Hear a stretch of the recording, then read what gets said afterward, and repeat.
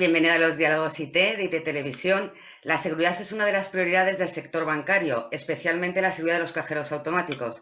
Para hablar de este y otros temas nos encontramos con Elida Policastro, vicepresidenta de la División de Ciberseguridad de Auriga. Elida, muchas gracias por estar con nosotros. Buenos días, muchas gracias a vosotros por invitarme. Sí, bueno, realmente los retos a los que tienen que enfrentarse los bancos son enormes y crecientes, desgraciadamente. Estados Unidos, Reino Unido y México lideran el ranking de países con mayor número de ciberataques al año en general. Y si ya nos vamos específicamente a los cajeros, México se lleva la primera posición, ¿no?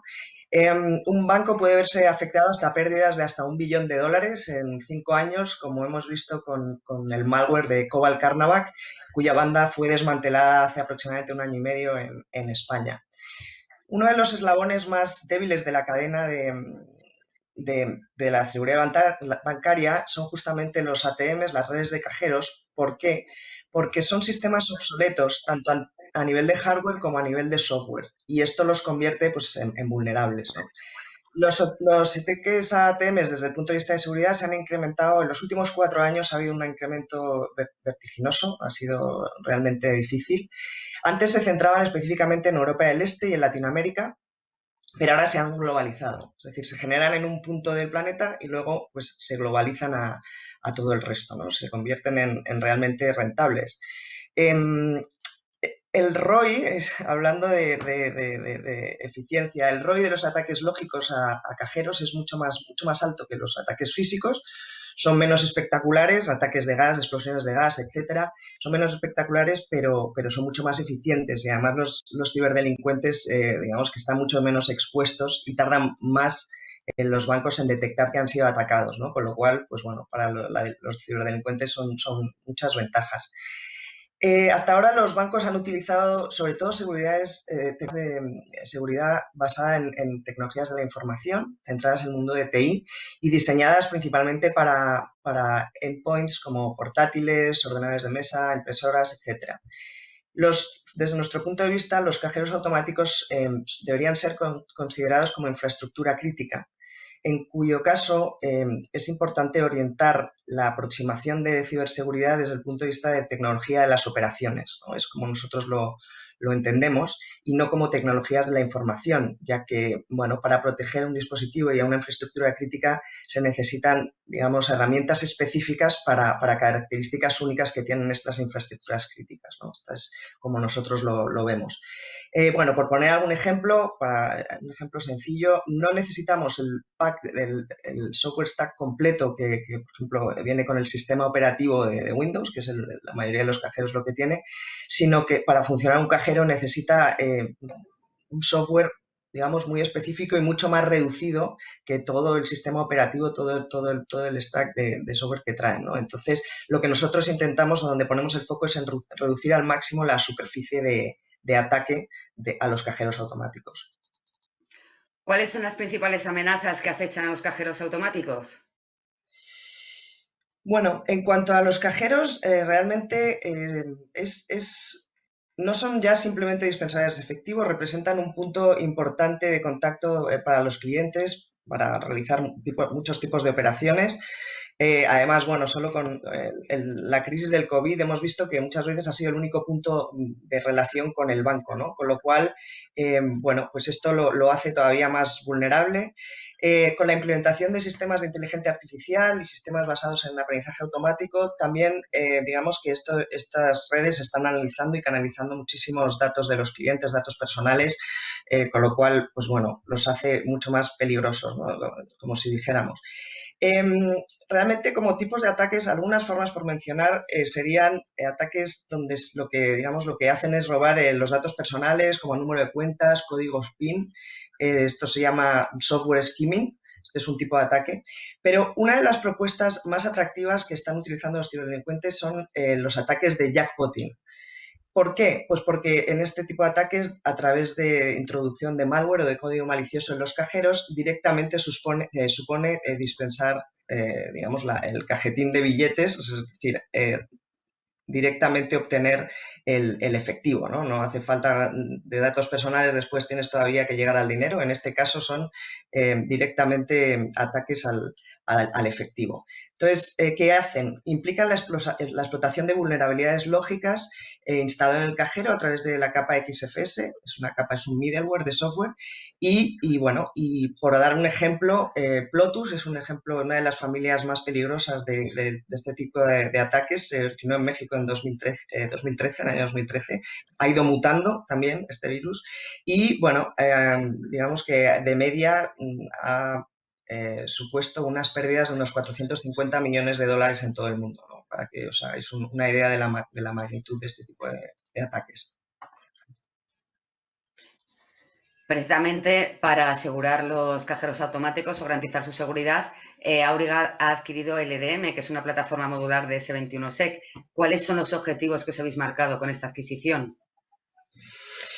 Bueno, hay dos objetivos principales. A través de las posibilidades que ofrece la integración de LVM, de esta solución de protección a cajeros automáticos, con la suite de Auriga WWS, se demuestra el compromiso que tiene el grupo Auriga en torno a ofrecer la seguridad de sus clientes, además de funcionalidades para, digamos, facilitar el uso de aplicaciones bancarias, ofrecerlas de un modo seguro. Este es el primer objetivo.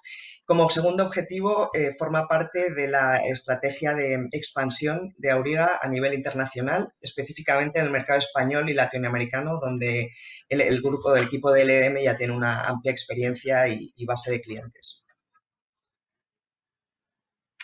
¿Y cuáles son sus principales características?